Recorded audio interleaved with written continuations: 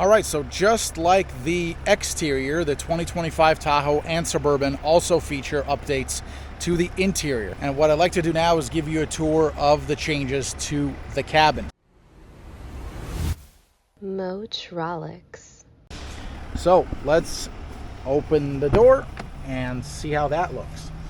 As you can see, the screens is really the name of the game here as it relates to changes for the 2025 model year. So let's hop on in and check those out. So here we have two completely new screens. And anyone who's familiar with the screen setup in the 2024 Silverado EV RST, you might actually notice that this setup is the same now on the Tahoe and Suburban.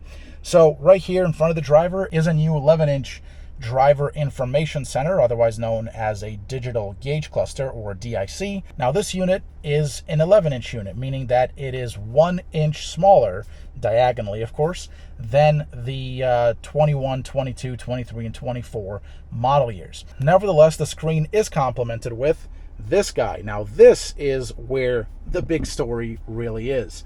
This is a 17.7-inch screen, again measured diagonally, and it is oriented horizontally instead of vertically, which is really good news. I am a big fan of these horizontally oriented screens for reasons like, well, like this map, this Google map here, and this is a new infotainment system for the Tahoe and Suburban. Again, we have seen this on the 24 Silverado EV RST, along with some other new trim levels for the 2025 model year for, again, a Silverado EV.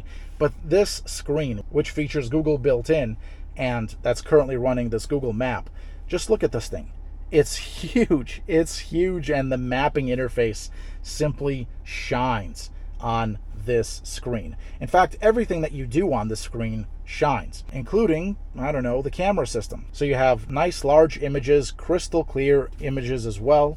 This is an HD camera, so it is picking up a higher resolution of the imagery here, and it looks very, very good.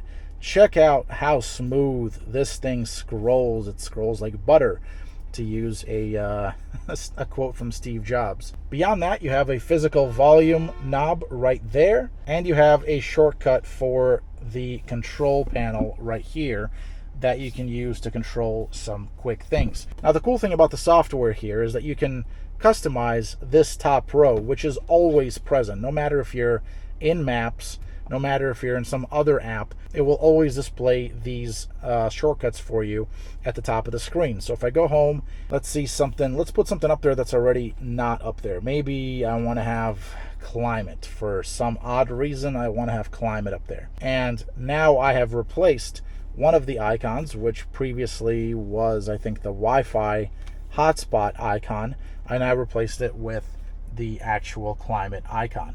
Let me replace that one again. Now I have Wi-Fi hotspot icon instead of the climate control icon. And speaking of climate control, well, guess what? This is the climate control section right here. And the good news is that even though this infotainment system has a row dedicated to the HVAC controls right here at the bottom of the actual screen, and it's always here, even though this is present, Chevy has not taken away the ability to control the HVAC system via actual physical controls. So you do have the rotary dials right here for the temperature. As you turn this, and it does feel good to the touch, it does feel quite solid, but as you turn this, the temperature is not displayed within the actual rotary control here. Instead, it is displayed here at the bottom of the actual screen.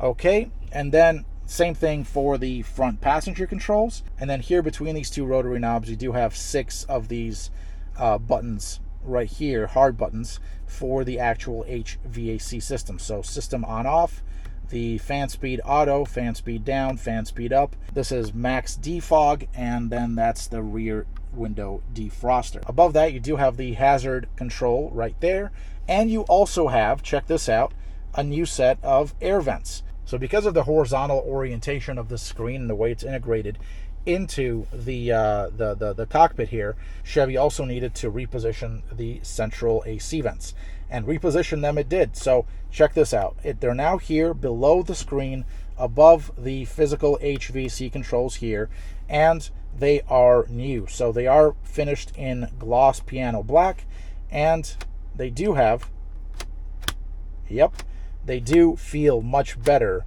as far as the tactile feel in their operation. So that's very, very good news. There's also a few other minor changes to the center stack. For instance, the way that all of this is configured here, the newfound location of the engine stop start button, and this trim is new, as is the one here, like so. So it basically starts here and then it runs across and all the way across to the edge of the front passenger there. And then below that, you do have a slight change to the center console. So you now have an easier to access inductive phone charger right there, along with a new storage space here, side-by-side cup holders, the USB-A and USB-C ports. These are both data and power ports. So they are connected to the actual infotainment screen in case you do want to plug in your device.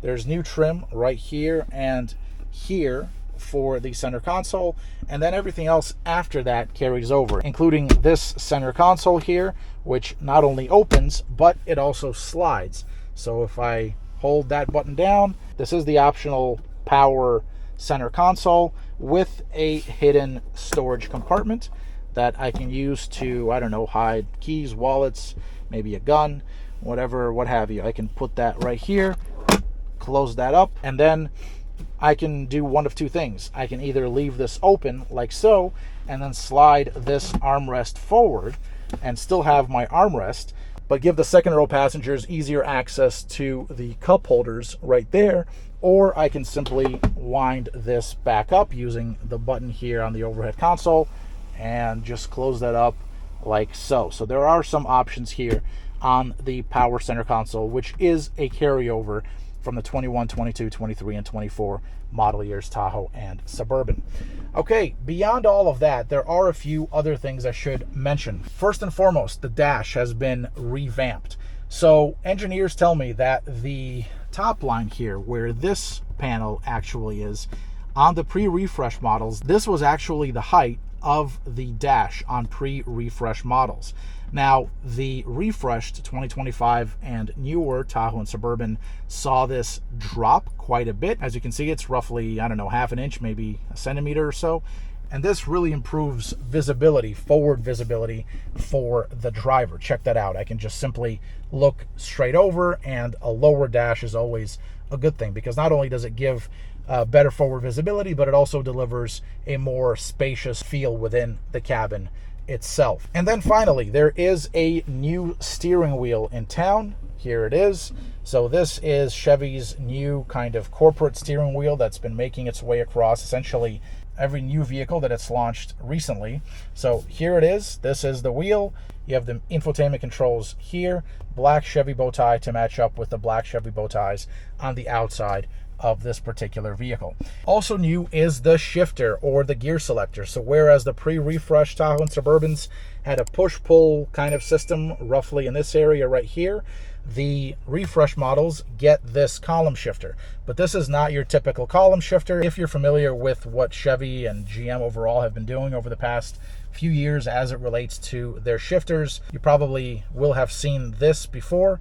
Then this probably won't be new to you. But this is not your typical old school column shifter where you're rowing through gears here, up and down, up and down. You're not doing that here at all. This is a sweetheart of a shifter. It is digital. It requires just a flip of a finger to operate. And this has been making its way across most new Chevy product launches in the recent past. And to operate it, all you got to do is you've got to put your foot on the brake, which I have right now, and then you pull it. That will put it into neutral, as you can tell. And then from there, you can either go down to go into drive. So now it's in drive, as you can see here, and the indicator is also on the actual stem there. Or you can pull, take it back into neutral, and then go into reverse. So now it's in reverse. To put it into park, simply hit that, and it will go into park. And then one other thing I should note, I will put this in drive now. If I want to go into L, I can simply hit this button there So now it is in L, low mode on, push L button to turn off. Now from here, I can simply use the paddles to go L2, L3, L4, and then all the way up to 10, as this vehicle has a 10-speed automatic transmission. And then finally, outside of that, the last part I want to show you is right here. So the physical buttons have been carried over.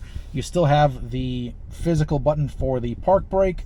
You have a physical button for the camera here, which is very nice. So you just press that once and it will bring that up. It's nice to have a few options here, because now you can also go into the camera with that shortcut up top as well. Okay, back to this. So you have the rear auto brake and the park assist controls. You have the automatic engine stop start, the actual traction control, the hill descent control, the automatic parking, and the lane centering as well. Here you have auto, 4 high, 4 low, or 2 high.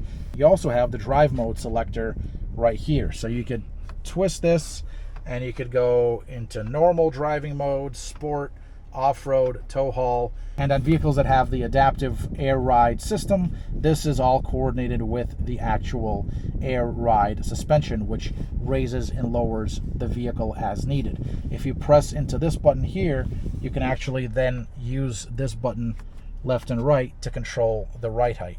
So I can go entry exit, I can go normal, I can go increased, and I can go really increased. But in order to do that, I need to go and adjust my transfer case. Okay, you have the physical lighting controls here as well. You can also adjust the cabin brightness there. And then here you have the trailer brake controller as well. Everything else outside of that essentially carries over. So everything in the back seats here, everything in the third row, and then everything in the trunk gets carried over, and there's really nothing new to see back there. All right, so overall, very, very nice and welcome updates to the cabin of Chevy's bread and butter SUVs, the Tahoe and the Suburban. For GMAuthority.com and the MOTROLIX Network, I'm Alex Luft. Thank you for watching, and I'll catch you in the next one.